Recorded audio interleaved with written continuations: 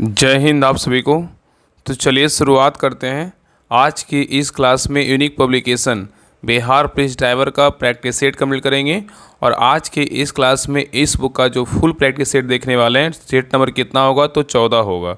तो ध्यानपूर्वक पूरी क्लास को देखिएगा और अंत तक क्लास को ज़रूर देखिएगा, तभी क्लास का आपको 100% फ़ायदा मिलेगा।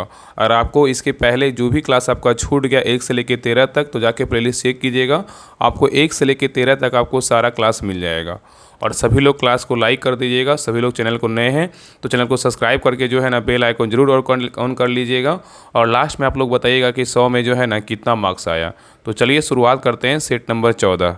तो देखिए सेट नंबर 14 का पहला क्वेश्चन कह रहा है, निम्नलिखित में से किस बंदरगाह के साथ भारत के सामरिक जो है ना आर्थिक हित जुड़े हुए? बताइए। कह रहा है निम्नलिखित में से किस बंदरगाह के साथ भारत के सामरिक आर्थिक जो है ना हित जुड़े हुए? बताइए कौन सा बंदरगाह है?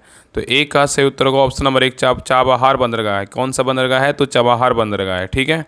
नेक्स्ट है करें कि अक्टूबर 2024 में कोदे मिलेट के पौधे खाने से मध्य प्रदेश के बांधवगढ़ टाइगर में 10 हाथियों की मृत्यु हो गई। ऐसा इन पौधों में निम्नलिखित तत्व पाए जाने कारण हुआ। कौन सा तत्व है? बताइए।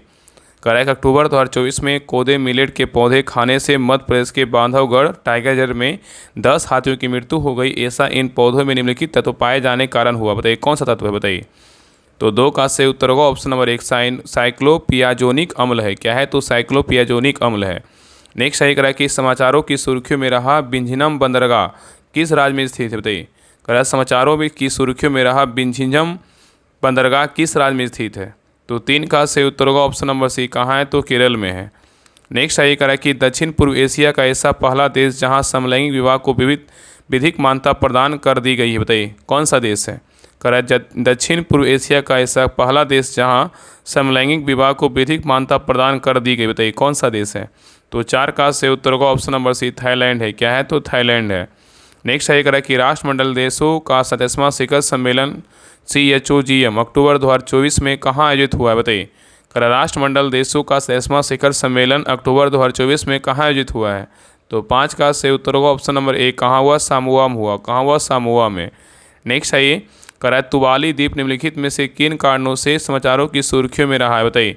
तुवालू द्वीप निम्नलिखित में से किन कारणों से समाचारों की सुर्खियों में रहा है? तो 6 का से उत्तर होगा ऑप्शन नंबर बी बढ़ता समुद्री जो है ना जल स्तर। क्या है? तो बढ़ता समुद्री जल स्तर है। ठीक है। चलिए आगे देखिए कह रहा है कि निम्नलिखित में से किस देश को 2024 से 2026 की अवधि के लिए अंतर्राष्ट्रीय सौर गठबंधन का अध्यक्ष चुना गया? बताइए। क्वेश्चन कह रहा है कि निम्नलिखित में से किस देश को 2024 से 2026 की अवधि के लिए अंतर्राष्ट्रीय सौर गठबंधन का अध्यक्ष चुना गया है? तो 7 का से उत्तर होगा ऑप्शन नंबर सी भारत को जो है ना चुना गया है। नेक्स्ट है ये कह रहा है कि सागर मंथन द ग्रेट ओशंस डायलॉग वैश्विक मैरीटाइम कॉन्फ्रेंस कहाँ आयोजित की गई? बताइए। क्वेश्चन कह रहा है कि सागर मंथन द ग्रेट ओशंस डायलॉग वैश्विक मैरीटाइम कॉन्फ्रेंस कहाँ आयोजित की गई है? तो 8 का से उत्तर होगा ऑप्शन नंबर 1 नई दिल्ली में। मतलब कहाँ? भारत में किया गया, अपना भारत में किया गया, नई दिल्ली में। ठीक है। नेक्स्ट है ये कह रहा है कि IFSR 2023 के अनुसार भारत के कुल भौगोलिक क्षेत्रफल का कितना भूभाग 2023 में वनों एवं वृक्षों के अंतर्गत आच्छादित था? बताइए। क्वेश्चन कर रहा है कि IFSR 2023 के अनुसार भारत के कुल भौगोलिक क्षेत्रफल का कितना भूभाग 2023 में वनों एवं वृक्षों के अंतर्गत आच्छादित था? तो 9 का सही उत्तर होगा ऑप्शन नंबर क्या हो जाएगा? तो बी होगा। 25 कितना 17% है। चलिए आगे देखिए कह रहा है निम्नलिखित में से किस देश के विद्रोहियों ने दिसंबर 2024 में सशस्त्र संघर्ष से सत्तासीन राष्ट्रपति बशर अल असद का तख्ता पलट कर सत्ता पर जो है ना कब्जा कर लिया? बताइए। क्वेश्चन कर रहा है निम्नलिखित में से किस देश के विद्रोहियों ने दिसंबर 2024 में सशस्त्र संघर्ष से सत्तासीन राष्ट्रपति बशर अल असद का तख्ता पलट कर सत्ता पर कब्जा कर लिया? बताइए कौन सा देश है? तो 10 का से उत्तर होगा ऑप्शन नंबर सी। कौन सा देश है? सीरिया है। चलिए आगे देखिए कह रहा है कि जुड़वा ओलिव शाखाओं में पार्श्ववर्त सफ़ेद ध्रुवीय नक्शे के साथ हल्के नीले रंग का झंडा किसका है? बताइए। जुड़वा ओलिव शाखाओं से परिवर्तित पार्श्ववर्त सफ़ेद ध्रुवीय नक्शे के साथ हल्के नीले रंग का झंडा किसका है? बताइए क्या होगा? तो 11 का से उत्तर क्या होगा? तो ऑप्शन नंबर डी संयुक्त राष्ट्र संघ का है। किसका? संयुक्त राष्ट्र संघ का है। नेक्स्ट है ये कह रहा है कि भारत में अंग्रेजी शिक्षा किसके द्वारा लागू की गई थी? बताइए। भारत में अंग्रेजी शिक्षा किसके द्वारा लागू किया गया था? तो 12 का से उत्तर होगा option number D Lord William Bentinck के द्वारा लागू किया गया था। तो याद रखिएगा कि भारत में अंग्रेजी शिक्षा लॉर्ड विलियम बेंटिंक के द्वारा 1835 में लागू की गई थी और 1833 का चार्टर एक्ट के द्वारा शिक्षा का माध्यम अंग्रेजी को बनाया गया, जो 1835 से लागू हुआ। और भारत में अंग्रेजी शिक्षा का जनक लॉर्ड मैकाले को जाना जाता है। नेक्स्ट है ये करा कि व्यावसायिक बैंक समानता ब्याज नहीं हो देती है, बताइए किस पर। व्यावसायिक बैंक समानता ब्याज नहीं देती है किस पर। तो 13 का से उत्तर होगा ऑप्शन नंबर बी, चालू जमा खाते पर नहीं देता है। नेक्स्ट है करें कि निम्नलिखित में से कौन सा आर्थिक अपराधों से संबंधित है, बताइए। निम्नलिखित में से कौन सा आर्थिक अपराधों से संबंधित है। तो 14 का से उत्तर क्या होगा, ऑप्शन नंबर डी होगा। क्या होगा, तो कॉप पोसा होगा, क्या COFPOSA, कॉप पोसा होगा। नेक्स्ट है करें कि दिल्ली चलो का नारा किसने दिया था, बताइए। दिल्ली चलो का नारा किसने दिया था। तो 15 का से उत्तर होगा ऑप्शन नंबर सी, सुभाष चंद्र बोस ने दिया था। कौन दिया था, सुभाष चंद्र बोस दिया था। नेक्स्ट है ये करा कि संविधान के अनुच्छेद 1 में भारत को क्या कहा गया, बताइए। संविधान के अनुच्छेद 1 में भारत को क्या कहा गया है। तो 16 का से उत्तर होगा ऑप्शन नंबर डी, राज्यों का जो है ना संघ कहा गया है। नेक्स्ट है ये करा कि मरियाना खाई क्या है, बताइए। मरियाना खाई, मरियाना ट्रेंच जो है ना क्या है। तो 17 का से उत्तर होगा ऑप्शन नंबर सी, महासागर का क्या है, सबसे गहरा भाग है। नेक्स्ट है ये करा कि भारत का सबसे ऊंचा जलप्रपात जोग किस राज्य में स्थित है, बताइए। भारत का सबसे ऊंचा जलप्रपात जोग किस राज्य में स्थित है। तो 18 का से उत्तर होगा ऑप्शन नंबर सी, कर्नाटक राज्य में क्या है, तो स्थित है। नेक्स्ट है करा कि पंचमार्क सिक्के सर्वाधिक रूप से किस धातु के बने थे, बताइए। पंचमार्क सिक्के सर्वाधिक रूप से किस धातु के बने थे। तो 19 का से उत्तर होगा ऑप्शन नंबर बी, चांदी के जो है ना बने थे। नेक्स्ट है करा कि सारगैसो अवस्थित है किस महासागर में, बताइए। सारगैसो अवस्थित है किस महासागर में। तो 20 का से उत्तर होगा ऑप्शन नंबर 1, उत्तरी अटलांटिक महासागर में क्या है, तो अवस्थित है। नेक्स्ट है करा कि ग्लोब पर भारत की स्थिति जो है ना कितना डिग्री मतलब उत्तरी अक्षांश के बीच है, बताइए। ग्लोब पर भारत की जो स्थिति है कितना मतलब उत्तरी अक्षांश के बीच है। तो 21 का से उत्तर होगा option number D, 8 degree 4 minute और क्या है, 37 डिग्री 6 मिनट के क्या है, उत्तरी अक्षांश के बीच स्थित है। नेक्स्ट है करा कि भारत में स्वर्ण उत्पादन पर निम्नलिखित में से किस राज्य का लगभग एकाधिकार है, बताइए। भारत में स्वर्ण उत्पादन पर निम्नलिखित में से किस राज्य का लगभग एकाधिकार है। तो 22 का से उत्तर होगा ऑप्शन नंबर सी, कर्नाटक है। कौन सा राज्य है, तो कर्नाटक है। नेक्स्ट है करा कि चौरी चौरा कांड संबंधित है किससे, बताइए। चौरी चौरा कांड जो संबंधित है किससे है।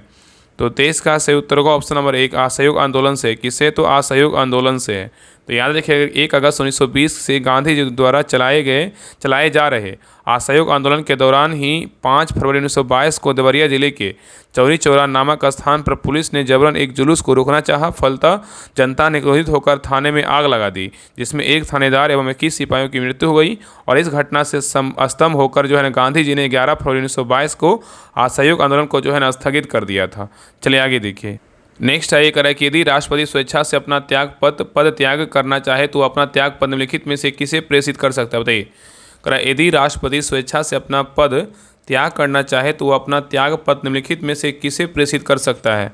तो 24 का से उत्तर होगा ऑप्शन नंबर डी, भारत के उपराष्ट्रपति को जो है ना त्याग मतलब पत्र दे सकता है। नेक्स्ट है ये करा निम्नलिखित में से कौन पंजाब की सीमा पर स्थित नहीं है। यहाँ पे बोला है कि निम्नलिखित में से कौन पंजाब की सीमा पर स्थित नहीं है, बताइए कौन नहीं है। तो 25 का से उत्तर होगा ऑप्शन नंबर बी, उत्तराखंड नहीं है, लेकिन राजस्थान, हिमाचल प्रदेश, जम्मू कश्मीर है। ठीक है, तो पंजाब प्रांत के उत्तर में जम्मू कश्मीर, उत्तर पूर्व में हिमाचल प्रदेश, दक्षिण में हरियाणा एवं राजस्थान तथा पश्चिम में पाकिस्तान की सीमा जो है ना स्पर्श करती है। नेक्स्ट है ये करा यदि नकदी जमा का अनुपात घटता है तो कर्ज के निर्माण पर क्या प्रभाव पड़ता है। करा यदि नकदी जमा का अनुपात घटता है तो कर्ज के निर्माण पर क्या प्रभाव पड़ता है। तो 26 का से उत्तर होगा ऑप्शन नंबर 1, पढ़ता है। क्या होता है, बढ़ता है। नेक्स्ट है करा कि तुलसीदास निम्न में से राष्ट्र काल में रहते थे, बताइए कि कहाँ।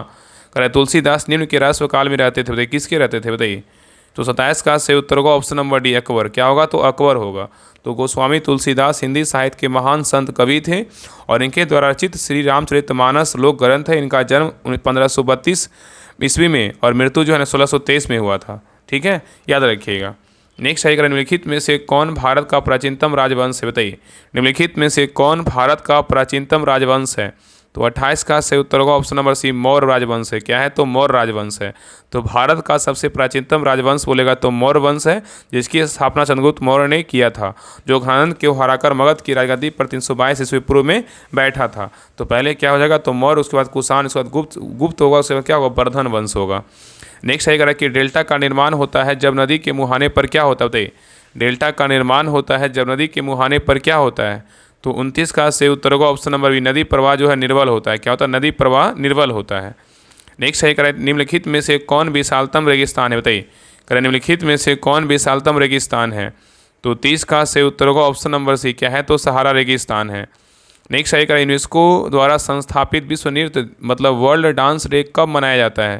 करें, यूनेस्को द्वारा संस्थापित विश्व नृत्य दिवस, इसको क्या बोलेंगे? वर्ल्ड डांस डे कब मनाया जाता है? तो 31 का सही उत्तर होगा ऑप्शन नंबर डी, 29 अप्रैल को मनाते हैं। कब मनाते हैं? 29 अप्रैल को। नेक्स्ट सही करें कि भारतीय नौसेना कानून कब पारित किया गया था? भारतीय नौसेना कानून जो है ना कब पारित किया गया था? तो 32 का सही उत्तर होगा ऑप्शन नंबर 1, 1927 में पारित किया गया था। नेक्स्ट सही करें कि 2011 ईस्वी की जनगणना के अनुसार बिहार में पुरुष महिला साक्षरता दर में अंतर लैंगिक अंतराल कितना है? बताइए। तो 33 का सही उत्तर क्या होगा? तो ऑप्शन नंबर सी, 19 जो है ना 7% है। ठीक है, तो बिहार की साक्षरता दर 2011 की जनगणना के आधार पर 61.8% है, जिसमें पुरुष साक्षरता दर बोलेगा 71.2 एवं महिला साक्षरता दर बोलेगा तो 51.5 थी, और महिला पुरुष साक्षरता दर का अंतर बोलेगा तो कितना हुआ? 19.7 का है। ठीक है, चलिए आगे देखिए। नेक्स्ट है ये करा कि जैव उर्वरक के विषय में कौन सा कथन सत्य है? बताइए, जैव उर्वरक के विषय में कौन सा कथन सत्य है? तो 34 का सही उत्तर क्या होगा? तो ऑप्शन नंबर ए होगा, वे जो है ना परितंत्र मित्र हैं। क्या है? वे परितंत्र मित्र हैं। तो जैव उर्वरक परितंत्र को क्षति नहीं पहुंचाते, वे परितंत्र मित्र होते हैं। ठीक है, नेक्स्ट है ये कह रहा है कि किसी तत्व का परमाणु क्रमांक किसकी संख्या को दर्शाता है? किसी तत्व का परमाणु क्रमांक किसकी संख्या को दर्शाता है? तो 35 का सही उत्तर होगा ऑप्शन नंबर डी, प्रोटॉन की संख्या को जो है ना दर्शाता है। नेक्स्ट है ये कह रहा है जीवों को सूर्य से आने वाली परावैंगनिक किरणें से होने वाली क्षति से कौन प्रभावी रूप से बचाता है? बताइए, जीवों को सूर्य से आने वाली परावैंगनिक किरणों से होने वाली क्षति को कौन प्रभावी रूप से बचाता है? तो 36 का सही उत्तर होगा ऑप्शन नंबर बी, ओजोन बचाता है। कौन बचाता है? ओजोन बचाता है। ठीक है, नेक्स्ट है कह रहा है कि हरे फलों को कृत्रिम रूप से पकाने के लिए कौन सी गैस प्रयुक्त होती है? बताइए, हरे फलों को कृत्रिम रूप से पकाने के लिए कौन सी गैस प्रयुक्त होती है? तो 37 का सही उत्तर होगा option number B, ethylene gas जो है ना प्रयुक्त होती है। ठीक है, तो याद रखिए यानी कि हरे पौधे को कृत्रिम रूप से, यहाँ पे क्या बोल रहा है? कृत्रिम। तो हरे फलों को कृत्रिम रूप से पकाने के लिए जो है एथिलीन गैस का प्रयोग किया जाता है। नेक्स्ट है क्लोरोफिल। क्लोरोफिल में कौन सा तत्व पाया जाता है? बताइए, क्लोरोफिल में कौन सा तत्व पाया जाता है? तो 38 का सही उत्तर होगा ऑप्शन नंबर सी, मैग्नीशियम जो है ना पाया जाता है। नेक्स्ट है कह रहा है कि वायु प्रदूषण का सूचक कौन सा है? बताइए, वायु प्रदूषण का सूचक कौन सा है? तो 39 का सही उत्तर होगा ऑप्शन नंबर 1, लाइकेन है। क्या है? तो लाइकेन है। नेक्स्ट है कह रहा है कि समुद्र का नीलापन निम्न के कारण क्या होता है? बताइए, समुद्र का नीलापन निम्न के कारण क्या है? तो 40 का सही उत्तर होगा ऑप्शन नंबर बी, प्रकाश का क्या है? तो पटकीर्णन है। नेक्स्ट है कह रहा है कि ब्रेकिंग पाउडर के रूप में किसका उपयोग किया जाता है? बताइए, ब्रेकिंग पाउडर के रूप में किसका उपयोग किया जाता है? तो 41 का सही उत्तर होगा option number B, sodium bicarbonate का जो है ना प्रयोग करते हैं। ठीक है, तो बेकिंग पाउडर बोलेगा तो सोडियम बाइकार्बोनेट और धोने वाला बोलेगा तो सोडियम कार्बोनेट का प्रयोग करते हैं। ठीक है, नेक्स्ट है ये कह रहा है कि पेप्टिक अल्सर के लिए कौन जिम्मेदार है? पेप्टिक अल्सर के लिए कौन जिम्मेदार है? तो 42 का सही उत्तर होगा ऑप्शन नंबर 1, हेलिकोबैक्टर पाइलोरी जो है ना जिम्मेदार है। तो याद रखिए कि पेप्टिक अल्सर हेलिकोबैक्टर पाइलोरी नामक जीवाणु कारण होती है, और पेप्टिक अल्सर या गैस्ट्रिक अल्सर पेट की अंदरूनी सतह पर बनने वाले छाले होते हैं। यह तब बनता है जब भोजन पचाने वाला अम्ल अमाशय या आंत को दीवारों को नुकसान पहुंचाने लगती है। ठीक है, चलिए आगे देखिए। नेक्स्ट है ये कह रहा है कि इलेक्ट्रिक अलार्म में मुख्य रूप से किस सेल का उपयोग किया जाता है? इलेक्ट्रिक अलार्म में मुख्य रूप से किस सेल का उपयोग किया जाता है? 43 का सही उत्तर क्या होगा? तो ऑप्शन नंबर बी, लेकांसे सेल का जो है ना प्रयोग करते हैं। नेक्स्ट है कह रहा है कि एक पतली छोटी सुई पानी में तैर सकती है। बताइए किसके कारण? एक पतली छोटी सुई पानी में तैर सकती है, किसके कारण? तो 44 का सही उत्तर होगा ऑप्शन नंबर 1, सतही तनाव के कारण जो है ना तैर सकती है। नेक्स्ट है कह रहा है कि वनस्पति घी के निर्माण में क्या उपयोग किया जाता है? वनस्पति घी के निर्माण में क्या उपयोग किया जाता है? तो 45 का सही उत्तर होगा ऑप्शन नंबर डी, हाइड्रोजन का जो है ना प्रयोग करते हैं। ठीक है, नेक्स्ट आइए देखिए, यहाँ से जो है ना मैथ का क्वेश्चंस को बना लीजिएगा। आप सभी लोग जो है ना Bihar police homework practice set जो स्टार्ट हुआ है ड्राइवर के लिए, उसको ज्वाइन कीजिए। वहाँ से जो है ना सारा डिटेल वगैरह सारा दिया रहता है पीडीएफ में, विद डिटेल के साथ पीडीएफ मिलता है, तो उसको ज्वाइन कर लीजिए, बहुत फ़ायदा करेगा। बार बार हम इसी बात को बोलते हैं कि आप ज्वाइन करके देखिए ना, अगर आप बोलिएगा ना कि हाँ ऐसा नहीं कि 5 से 6 हज़ार रुपये लग रहा है, मतलब मुश्किल से 99 रुपये लग रहा है। तो पहला स्टेज होगा आपका रिटन ही है। अगर आप रिटन अच्छे से क्वालिफाई कीजिएगा तभी जो है ना आप ड्राइविंग का जो टेस्ट है उसको पास कर पाइएगा। उसमें भी आपको सीखने के लिए 5 से 6 हज़ार रुपये लेगा। तो पहले जो पहला स्टेज है ना उसको पहले पार कीजिए, ठीक है। बाकी लास्ट में आप लोग को बता देंगे, सब लोग क्लास को लास्ट तक देखिएगा, आपको सारा जानकारी मिल जाएगा।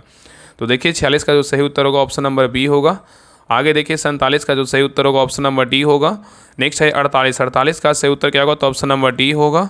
नेक्स्ट है 49 का सही उत्तर क्या होगा, तो ऑप्शन नंबर बी होगा। डिटेल में क्या रहता है ना कि सारा क्वेश्चन का डिटेल रहता है, जैसे मैथ नहीं बन रहा है तो मैथ का जो है ना डिटेल वहाँ पे बनाया रहता है सोल्यूशन, तो आप उसको देख सकते हैं। चलिए आगे देखिए 50 का सही उत्तर क्या होगा, तो ऑप्शन नंबर सी होगा। नेक्स्ट है 51 का जो सही उत्तर होगा ऑप्शन नंबर क्या होगा, तो 51 का तो डी होगा। चलिए आगे देखिए नेक्स्ट है 52 का सही उत्तर क्या होगा, तो 52 का सही उत्तर होगा ऑप्शन नंबर डी होगा। चलिए आगे देखिए 53 का जो सही उत्तर होगा ऑप्शन नंबर डी होगा। चलिए आगे देखिए नेक्स्ट है ये करें कि हमारे संविधान के अनुसार राज्यसभा का कार्यकाल क्या होता है। हमारे संविधान के अनुसार राज्यसभा का जो कार्यकाल होता है क्या होता है बताइए। तो 54 का सही उत्तर होगा ऑप्शन नंबर डी, समाप्त होने का विषय नहीं है, ठीक है। तो याद रखिएगा ना कि संविधान के अनुच्छेद 83 के 1 के अनुसार राज्यसभा का विघटन नहीं होगा, किंतु उनके सदस्यों में 1/3 सदस्य संसद विधि द्वारा किए गए उपबंधों के जो है ना अनुसार प्रत्येक द्वितीय वर्ष की समाप्ति पर सेवानिवृत्त हो जाएंगे। इसका तात्पर्य यह है कि प्रत्येक दूसरे वर्ष 1/3 सदस्यों के लिए निर्वाचन होगा और इस प्रकार राज्यसभा के सदस्यों का कार्यकाल जो है ना 6 वर्ष का होगा, ठीक है। चलिए आगे देखिए नेक्स्ट क्वेश्चन पे आइए करा कि चोल साम्राज्य के संस्थापक का नाम बताइए जिसने तंजौर पर कब्जा किया और जिसके बारे में आदित्य जो है राजा बना। करा चोल साम्राज्य के संस्थापक का नाम बताइए जिसने तंजौर पर कब्जा किया और जिसके बाद जो है ना आदित्य राजा बना, बताइए। तो 55 का से उत्तर होगा ऑप्शन नंबर डी विजयालय, क्या होगा तो विजयालय। नेक्स्ट आइए करा कि जब यदि राष्ट्रपति एवं उपराष्ट्रपति का पद खाली हो तो भारत के राष्ट्रपति के पद पर जो है ना कौन होता है, बताइए। करा यदि राष्ट्रपति या उपराष्ट्रपति के पद खाली हो तो भारत के राष्ट्रपति के पद पर कौन होता है, जैसे अभी क्या है तो खाली है, बताइए कौन होंगे। तो 56 का से उत्तर को ऑप्शन नंबर बी, भारत के मुख्य न्यायाधीश जो है ना काम करेंगे। अभी उपराष्ट्रपति का पद खाली है ना, अभी तो चुनाव ही होने वाला है। चलिए आगे देखिए नेक्स्ट आइए कराए कि किस सदन से अध्यक्षता करने वाला अधिकारी उस सदन का सदस्य नहीं होता है, बताइए। कराए किस सदन में अध्यक्षता करने वाला अधिकारी उस सदन का सदस्य नहीं होता है। तो 57 का सही उत्तर होगा option number D, Vidhan Parishad जो है ना नहीं होता है, ठीक है। तो याद रखिए कि संविधान के अनुच्छेद 63 में उपबंधित किया गया है कि भारत का एक उपराष्ट्रपति होगा और उपराष्ट्रपति राज्यसभा का क्या होगा, मतलब राज्यसभा का पदेन सभापति होगा और अन्य कोई लाभ के पद पर धारा नहीं करेगा। लेकिन अनुच्छेद जो है ना 64 में मतलब कहा गया है परंतु जिस किसी अवधि के दौरान उपराष्ट्रपति जो है अनुच्छेद 65 के अधीन राष्ट्रपति के रूप में कार्य करता है या उपराष्ट्रपति के कर्तव्यों का निर्वहन करता है तो इस अवधि के दौरान यह राज्यसभा के सभापति के कर्तव्यों का जो है ना पालन नहीं करेगा, ठीक है, याद रखिएगा। तो यहाँ पे बोल रहा है ना कि किस सदन में अध्यक्षता करने वाला अधिकारी उस सदन का सदस्य नहीं होता है, तो विधान परिषद का नहीं होता है। नेक्स्ट आइए कराए कि एक उच्च न्यायालय का न्यायाधीश अपना त्याग पद संबोधित करता है किसको, बताइए। एक उच्च न्यायालय का न्यायाधीश अपना त्याग पद संबोधित करता है किसको। तो 58 का सही उत्तर होगा ऑप्शन नंबर 1, राष्ट्रपति को जो है ना संबोधित करता है, ठीक है। तो संविधान के अनुच्छेद 217 के 1 के ए के अनुसार किसी उच्च न्यायालय के न्यायाधीश राष्ट्रपति को संबोधित अपने हस्ताक्षर द्वारा त्याग पद दे सकता है। नेक्स्ट आइए करा कि भारतीय संविधान में कितनी भाषाओं के रूप में मान्यता प्राप्त है, बताइए। भारतीय संविधान में कितनी भाषाओं के रूप में मान्यता प्राप्त है। तो 59 का सही उत्तर होगा ऑप्शन नंबर डी, कितने, तो 22 है। नेक्स्ट आइए करा विजयवाड़ा किस नदी के किनारे स्थित है, बताइए। विजयवाड़ा किस नदी के किनारे स्थित है। तो 60 का सही उत्तर होगा ऑप्शन नंबर बी, कृष्णा नदी के किनारे जो है ना स्थित है। आगे देखिए यहाँ से मोटर वाहन अधिनियम का क्वेश्चन है, जो आपका मोटर व्हीकल से क्वेश्चन आने वाला है। 61 से जो है ना ध्यानपूर्वक देखिए। तो ये क्वेश्चन 61 कर रहा है कि मोटर वाहन अधिनियम 2019 के अनुसार बिना हेलमेट दोपहिया वाहन चलाने पर पहली बार कितना जुर्माना है। कह रहा है मोटर वाहन अधिनियम 2019 के अनुसार बिना हेलमेट दोपहिया वाहन चलाने पर पहली बार कितना जुर्माना है। तो सबको पता है क्वेश्चन हम कितना बार करवा चुके हैं। तो 61 का सही उत्तर क्या होगा, ऑप्शन नंबर बी, 1000 रुपये क्या है, जुर्माना है। नेक्स्ट है कह रहा है कि स्टॉप चीन किस प्रकार का ट्रैफिक चीन है, बताइए। स्टॉप जो है चीन किस प्रकार का एक ट्रैफिक चीन है। तो 62 का सही उत्तर होगा ऑप्शन नंबर बी, अनिवार्य चीन है, क्या है, तो अनिवार्य चीन है। नेक्स्ट है कह रहा है कि धारा 185 के तहत शराब पीकर वाहन चलाने पर पहली बार पकड़े जाने पर अधिकतम सजा क्या हो सकती है। क्वेश्चन कर रहा है कि धारा 185 के तहत शराब पीकर वाहन चलाने पर पहली बार पकड़े जाने पर अधिकतम सजा क्या हो सकती है। ऑप्शन को देखिए और आंसर बताइए क्या होगा। तो 63 का सही उत्तर होगा ऑप्शन नंबर सी, कितना है, तो 1 वर्ष, ठीक है। तो मोटर वाहन अधिनियम की धारा 185 के शराब पीकर वाहन चलाने से संबंधित है और पहली बार अपराध करने पे 6 माह से 1 वर्ष तक की जो है सज़ा हो सकती है और इसके साथ 10,000 रुपये तक जुर्माना भी लग सकता है। नेक्स्ट एक रहा कि यातायात संकेत। यातायात संकेत दोहरी दिशा किसका प्रतीक है? यातायात संकेत दोहरी दिशा किसका प्रतीक है? तो 64 का सही उत्तर होगा ऑप्शन नंबर बी, दो तरफा क्या है मतलब वाहन है। तो याद रखिए दोहरी दिशा संकेत बताता है कि सामने दोनों दिशाओं से जो है ना वाहन आ सकते हैं। यह चेतावनी क्या है? संकेत होता है। नेक्स्ट है कि नए वाहन की खरीद के कितने दिनों के भीतर रजिस्ट्रेशन करवाना अनिवार्य है? बताइए नए वाहन की खरीद के कितने दिनों के भीतर रजिस्ट्रेशन करवाना अनिवार्य है? बताइए। तो 65 का सही उत्तर होगा ऑप्शन नंबर सी, कितने दिन? 30 दिन। कितने दिन? तो 30 दिन। ठीक है। नेक्स्ट है कि सड़क पर जेब्रा क्रॉसिंग का क्या उद्देश्य है? बताइए। ये भी क्वेश्चन कितने बार हम करवा चुके हैं, बताइए क्या होगा? सड़क पर जेब्रा क्रॉसिंग का क्या उद्देश्य होता है? तो 66 का सही उत्तर होगा ऑप्शन नंबर बी, पैदल यात्रियों को पार करने के लिए होता है। नेक्स्ट है कि कोई वाहन यदि तेज गति से सार्वजनिक स्थान पर खतरा पैदा करता हो तो यह वह किस धारा के अंतर्गत क्या है? दंडनीय है। बताइए। क्वेश्चन कर रहा है कि कोई वाहन यदि तेज गति से सार्वजनिक स्थान पर खतरा पैदा करता हो तो वह किस धारा के अंतर्गत दंडनीय है? तो 67 का सही उत्तर क्या होगा? तो ऑप्शन नंबर बी, धारा 183 के तहत क्या है? दंडनीय है। नेक्स्ट है कि हॉर्न प्रोहिबिटेड चिन्ह किसके लिए होता है? बताइए। हॉर्न प्रोहिबिटेड क्षेत्र किसके लिए होता है? हॉर्न प्रोहिबिटेड चिन्ह जो है किसके लिए होता है? तो 68 का सही उत्तर होगा ऑप्शन नंबर बी, हॉर्न बजाना क्या है? प्रतिबंधित है।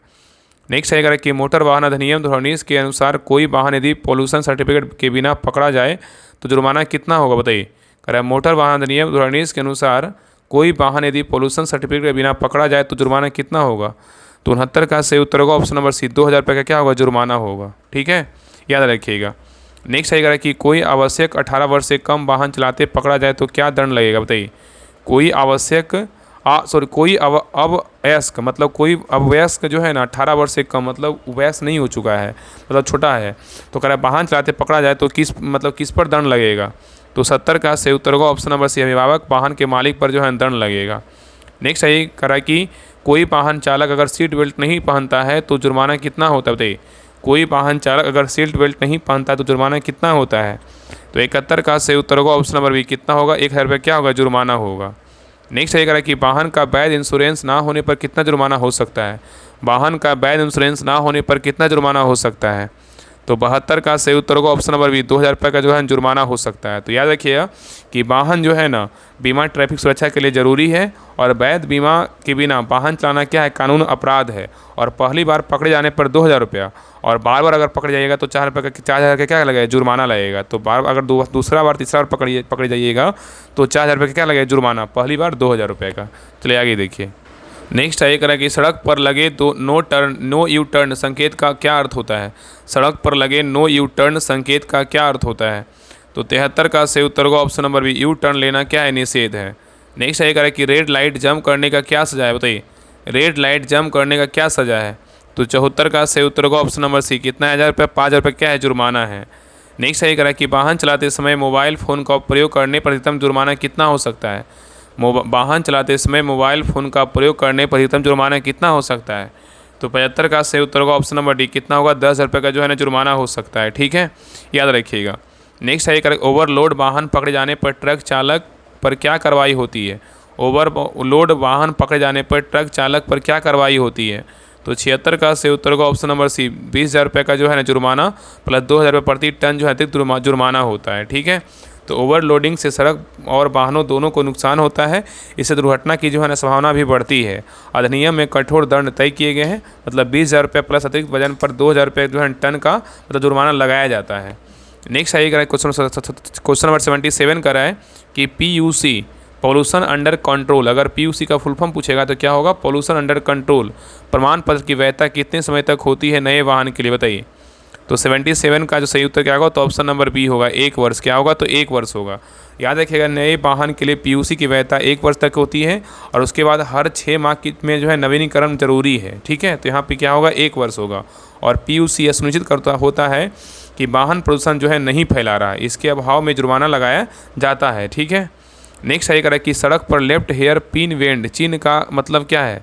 सड़क पर लेफ्ट हेयर पिन वेंड चिन्ह का मतलब क्या है? तो 78 का सही उत्तर होगा ऑप्शन नंबर बी, बाएं तीखा क्या है? तो मोड़ है। नेक्स्ट है किसी वाहन का फर्जी बीमा कराना किस श्रेणी के तहत अपराध है? बताइए। कह रहा है किसी वाहन का फर्जी बीमा कराना किस श्रेणी का अपराध है? तो 79 का सही उत्तर होगा ऑप्शन नंबर डी, आपराधिक है। क्या है? आपराधिक है। तो बीमा से संबंधित धोखाधड़ी क्या है? आपराधिक श्रेणी में आता है। नेक्स्ट है कि गाड़ी चलाते समय यात्री की सीट पर बैठा व्यक्ति हेलमेट नहीं पहने तो किसे दोषी माना जाएगा? बताइए, गाड़ी चलाते समय यात्री की सीट पर बैठा व्यक्ति हेलमेट नहीं पहने तो किसे दोषी माना जाएगा? तो 80 का सही उत्तर होगा ऑप्शन नंबर सी, दोनों को दोषी माना जाएगा। नेक्स्ट है कि इंजन में प्रयुक्त मुख्य लुब्रिकेंट कौन सा होता है? इंजन में प्रयुक्त मुख्य लुब्रिकेंट कौन सा होता है? तो 81 का सही उत्तर होगा option number B, engine oil होता है। क्या होता है? इंजन ऑयल होता है। ठीक है। नेक्स्ट है ये करा कि कौन सा यंत्र बैटरी को चार्ज करता है? बताइए, कौन सा यंत्र बैटरी को चार्ज करता है? तो 82 का सही उत्तर होगा ऑप्शन नंबर सी, अल्टरनेटर जो है ना चार्ज करता है। नेक्स्ट है क्लच का मुख्य कार्य क्या है? बताइए, क्लच का मुख्य कार्य क्या है? तो 83 का सही उत्तर होगा ऑप्शन नंबर सी, इंजन और गियरबॉक्स को जोड़ना या अलग करना। नेक्स्ट है ये नेक्स्ट कह रहा है कि टायर का वायुदाब कम होने से क्या प्रभाव पड़ता है? बताइए, टायर का वायुदाब कम होने से क्या प्रभाव पड़ता है? तो 84 का सही उत्तर क्या होगा? तो ऑप्शन नंबर सी, टायर जो है जल्दी घिसता है। नेक्स्ट है कह रहा है कि वाहन में रेडिएटर किसके लिए प्रयोग होता है? बताइए, वाहन में रेडिएटर किसके लिए प्रयोग होता है? तो 85 का सही उत्तर होगा option number C, cooling system के लिए जो है ना रेडिएटर का प्रयोग होता है। तो रेडिएटर इंजन की गर्मी को कम करता है या कूलेंट को जो है ना ठंडा करता है और इंजन को ओवरहीटिंग से क्या करता है? बचाता है। नेक्स्ट ये कह रहा है कि किस उपकरण से वाहन की गति को मापा जाता है? बताइए, किस उपकरण से वाहन की गति को मापा जाता है? तो 86 का सही उत्तर होगा ऑप्शन नंबर बी, स्पीडोमीटर से जो है ना मापा जाता है। ठीक है। नेक्स्ट ये कह रहा है कि वाहन में फ्यूल फिल्टर का कार्य क्या है? बताइए, वाहन में फ्यूल फिल्टर का कार्य क्या है? तो 87 का सही उत्तर होगा ऑप्शन नंबर बी, ईंधन को जो है ना शुद्ध करना। नेक्स्ट ये कह रहा है कि जब ब्रेक पर दबाव डालने पर वाहन एक ओर खींचता है तो इसका कारण क्या हो सकता है? बताइए, जब ब्रेक पर दबाव डालने पर वाहन एक ओर खींचता है तो इसका कारण क्या हो सकता है? तो 88 का सही उत्तर होगा ऑप्शन नंबर सी, असमान ब्रेकिंग जो है ना सिस्टम होगा। ठीक है। नेक्स्ट है कह रहा है कि इंजन से काला धुआं निकलना किसका संकेत है? इंजन से काला धुआं निकलना किसका संकेत है? तो 89 का सही उत्तर होगा ऑप्शन नंबर सी, अधिक फ्यूल जो है ना आपूर्ति है। याद रखिएगा कि अधिक फ्यूल इंजेक्शन से अधूरा दहन होता है, इससे काला धुआं निकलता है और यह पर्यावरण के लिए क्या है? हानिकारक है। इसलिए फ्यूल सिस्टम की जाँच क्या है? जरूरी है। नेक्स्ट है कि स्पार्क प्लग का मुख्य कार्य क्या है? बताइए, स्पार्क प्लग का मुख्य कार्य क्या है? तो 90 का सही उत्तर होगा ऑप्शन नंबर डी, दहन के लिए स्पार्क उत्पन्न करना।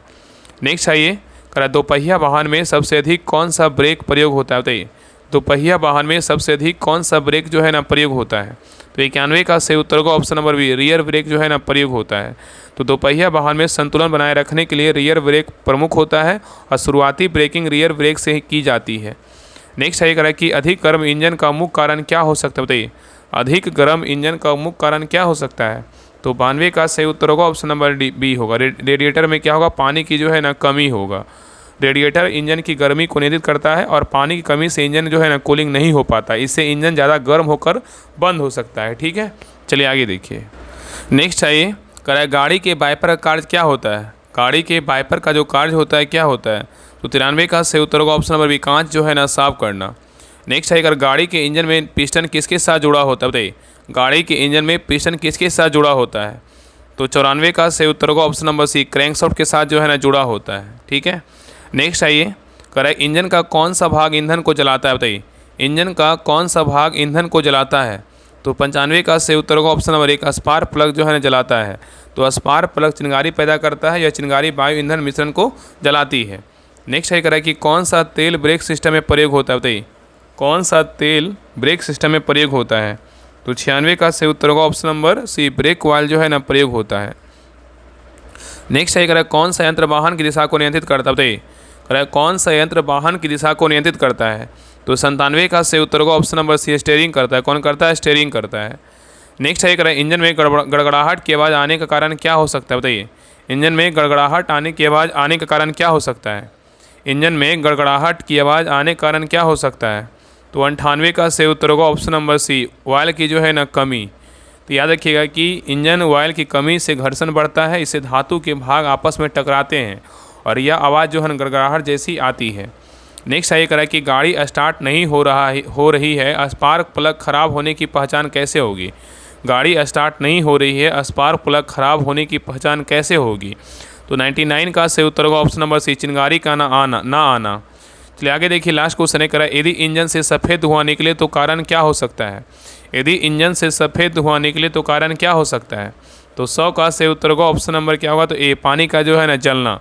तो सफ़ेद धुआं कूलेंट या पानी के सिलेंडर में जलने से बनता है और यह सिलेंडर हेड गैस्केट खराब होने से जो है ना होता है, और पानी जलने से भाप बनती है और जो सफ़ेद धुएं के रूप में बाहर आती है। ठीक है, और यह जो है ना बड़ी तकनीकी खराबी का क्या है? तो संकेत है।